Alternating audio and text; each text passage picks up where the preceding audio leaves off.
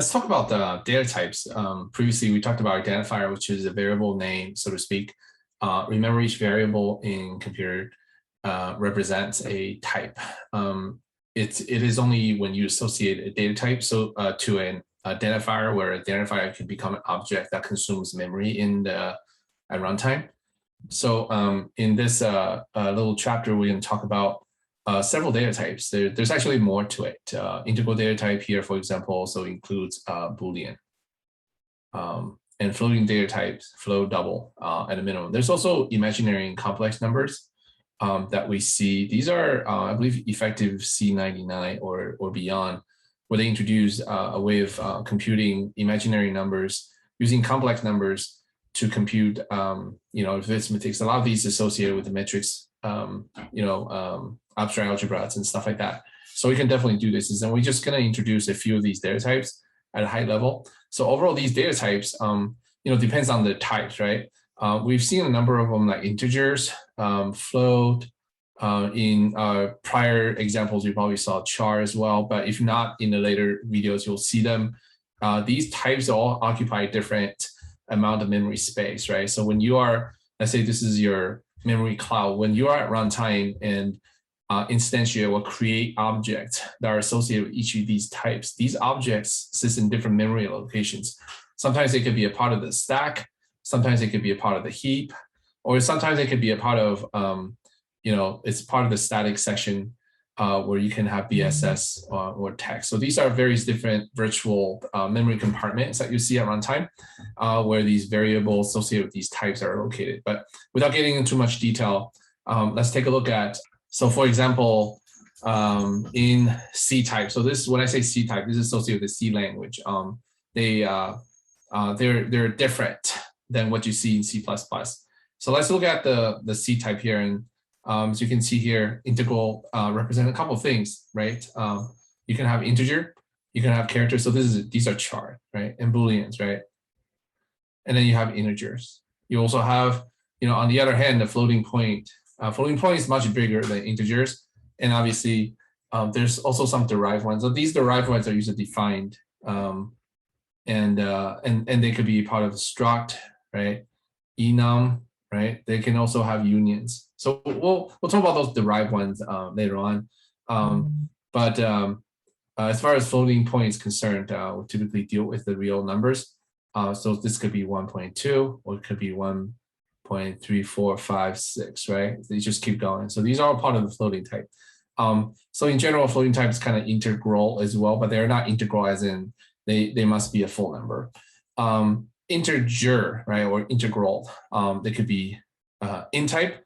It could be a character type. So character is like a, right, single quote, or one, right, single quote, or even this, period, or semicolon.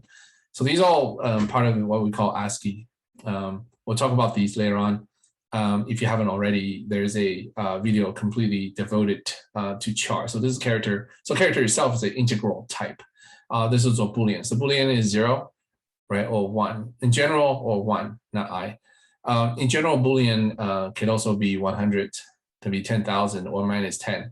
So in some languages, anything that is not a 0 is true. So if you give a Boolean value of 100, for example, in C++, it'll turn out to be true.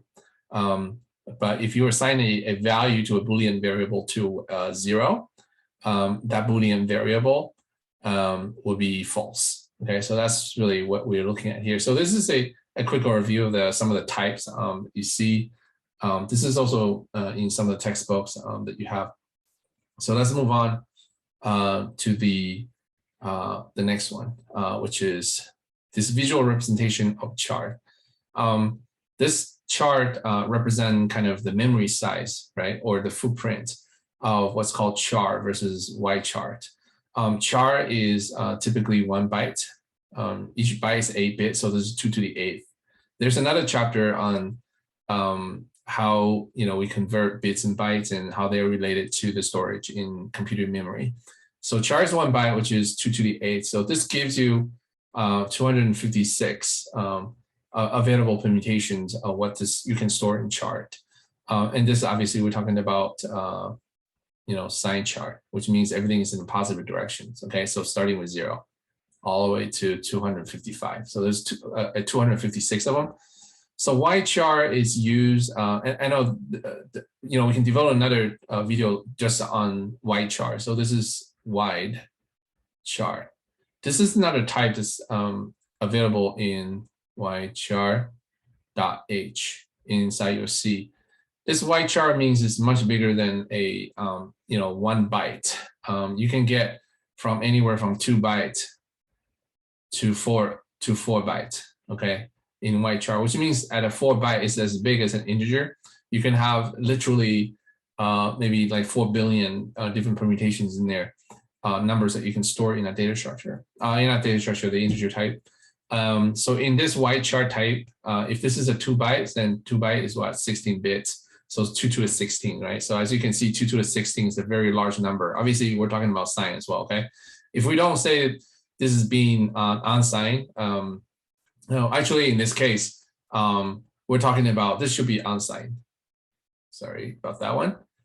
Unsigned means this is in a positive direction. Okay, so if this is signed, then we're talking about minus and plus. Okay, so there's a difference between two: unsigned plus, signed minus and plus. Okay, all right. So this is Y chart. 2 to 6. So this is how you can store in Unicode, and this is ASCII. Okay, so there's actually a history behind these two, and I won't get into too much about it.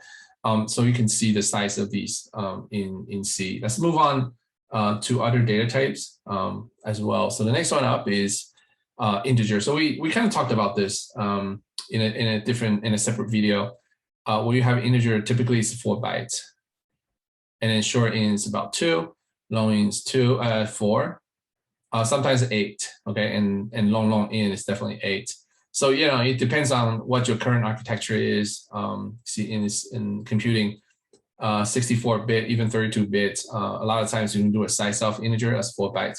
So as you can see here, let's say if you want the capability of storing a lot, a bigger number inside this variable of this type, long int, then you can use data structure, or you can use this type to store a lot bigger value. So 8 is 8 bytes. Okay, 8 bytes is equivalent 64 bits, right? So in computer science, 2 to the 64 is, let's say this is unsigned, okay? Then you can have 0 through 2 to the 64, whatever this value is huge, okay? So you can have these many different number permutations stored inside this data type called long int.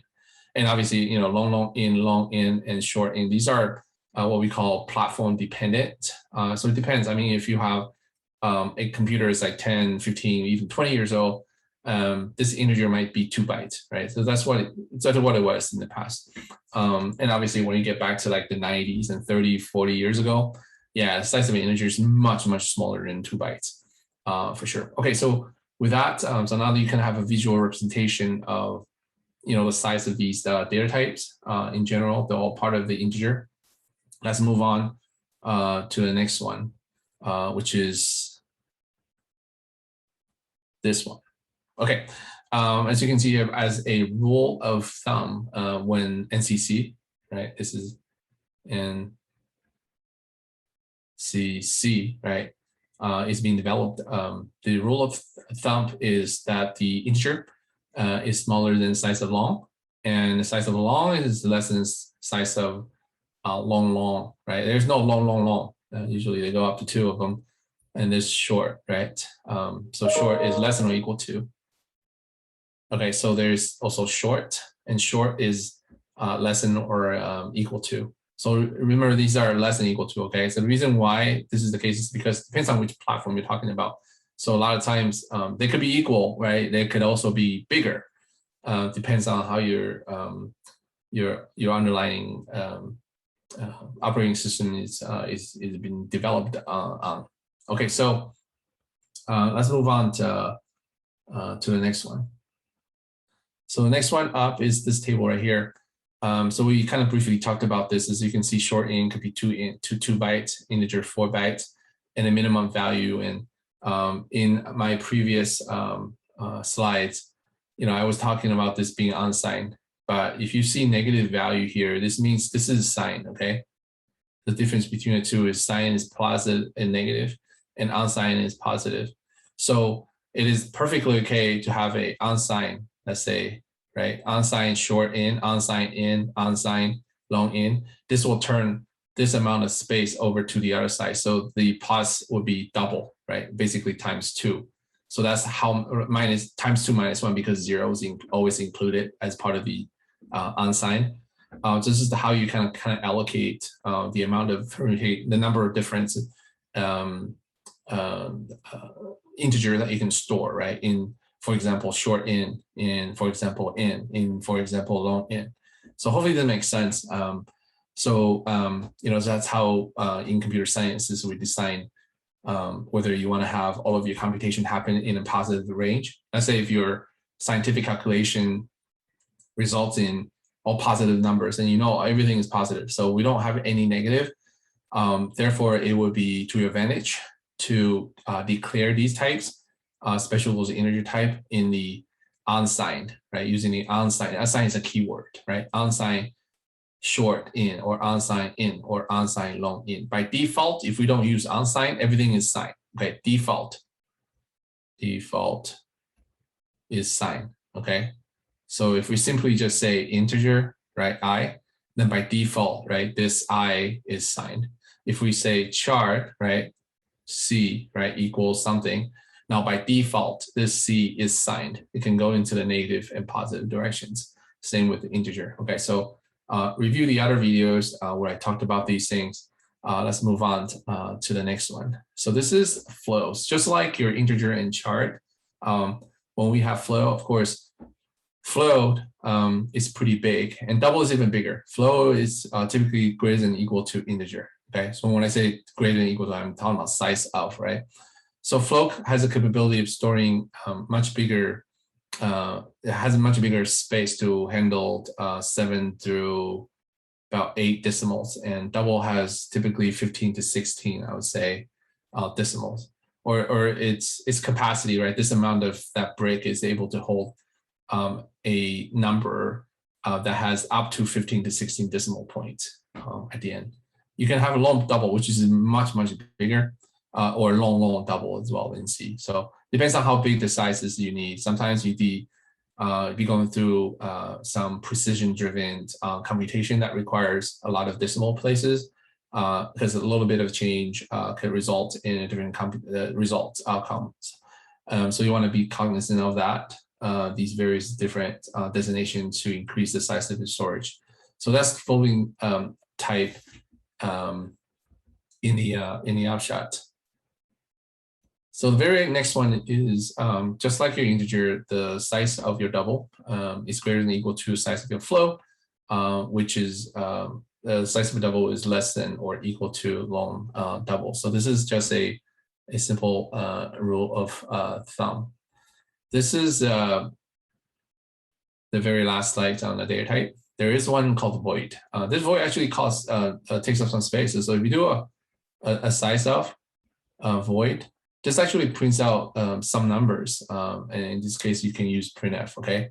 Printf using this format specifier and then size of. This should give you around 4 bytes memory space. You can see here, void doesn't mean anything. Void is simply a designation for as a return type, meaning a return type that does not return anything, or function that does not return anything. Or it could be a designation for an empty argument, right? So in the case of in, right, main, you probably saw main sometimes take void. This means that there is no argument. Argument is what gets passed into the function. So there's no arguments. So that's why you see void. So void is a placeholder, right, for these things. Integral type, we talked about Boolean character. So by the way, Boolean is 1 byte. Okay, it's 1 byte. So this is also 1 byte. In some languages like C++, I believe this is true in Linux and Unix as well. The size of char right now is 1 byte, and this is pretty universal. But however, if you move into Java, right, the size of a char is 2 bytes because character is a it's a class, right? So it's similar to what we have in C, what we call struct. So Java is a little bit different. But otherwise, in C++ or C, characters 1 byte, integers 4 bytes. So we also have real, imaginary, and complex. Don't want to get into too much details here.